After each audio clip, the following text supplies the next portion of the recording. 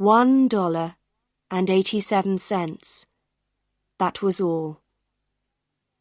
Every day, when she went to the shops, she spent very little money.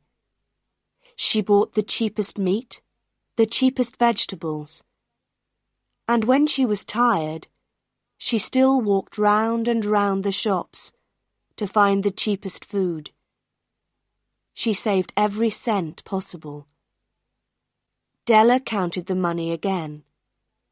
There was no mistake.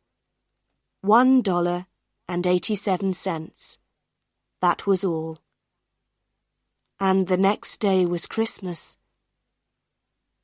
She couldn't do anything about it. She could only sit down and cry. So she sat there, in the poor little room, and she cried. Della lived in this poor little room in New York with her husband, James Dillingham Young.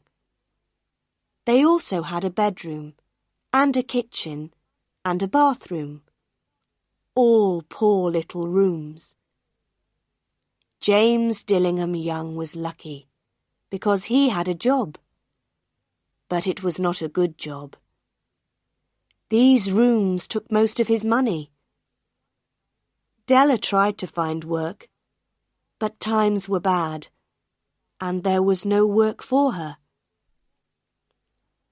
But when Mr. James Dillingham Young came home to his rooms, Mrs. James Dillingham Young called him Jim and put her arms round him, and that was good.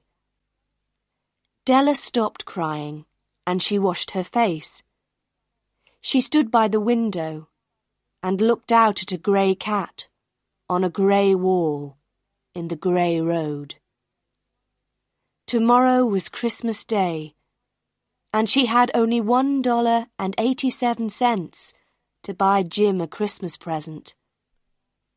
Her Jim. She wanted very much to buy him something really fine, something to show how much she loved him. Suddenly, Della turned round and ran over to look in the glass on the wall. Her eyes were bright. Now, the James Dillingham Youngs had two very special things. One was Jim's gold watch. It once belonged to his father, and before that, to his grandfather.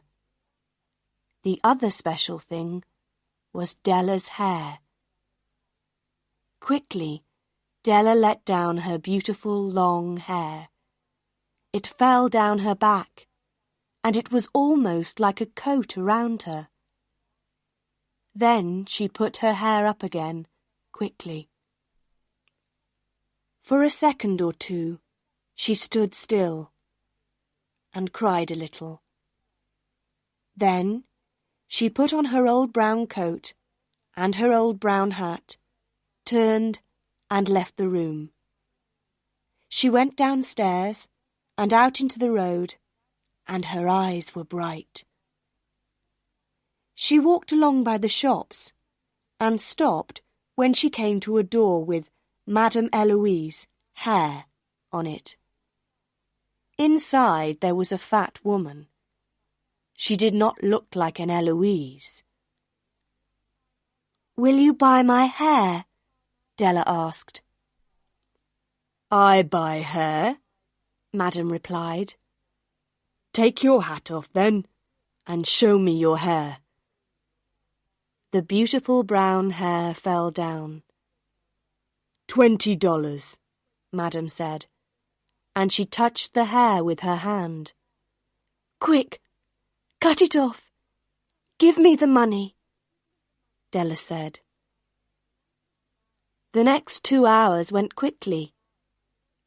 Della was happy because she was looking round the shops for Jim's present. At last she found it. It was a gold chain for the watch. Jim loved his watch, but it had no chain. When Della saw this gold chain, she knew immediately that it was right for Jim. She must have it.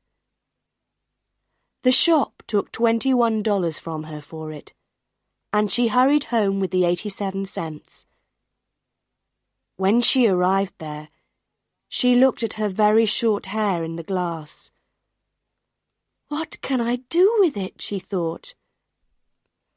For the next half an hour, she was very busy. Then she looked again in the glass. Her hair was now in very small curls all over her head. Oh dear, I look like a schoolgirl, she said to herself. What's Jim going to say when he sees me? At 7 o'clock, the dinner was nearly ready, and Della was waiting. Oh, I hope he thinks that I'm still beautiful, she thought.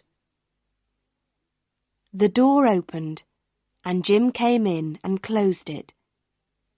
He looked very thin, and he needed a new coat. His eyes were on Della. She could not understand the look on his face, and she was afraid. He was not angry or surprised. He just watched her, with that strange look on his face. Della ran to him. Jim, she cried, don't look at me like that. I sold my hair because I wanted to give you a present. It will soon be long again.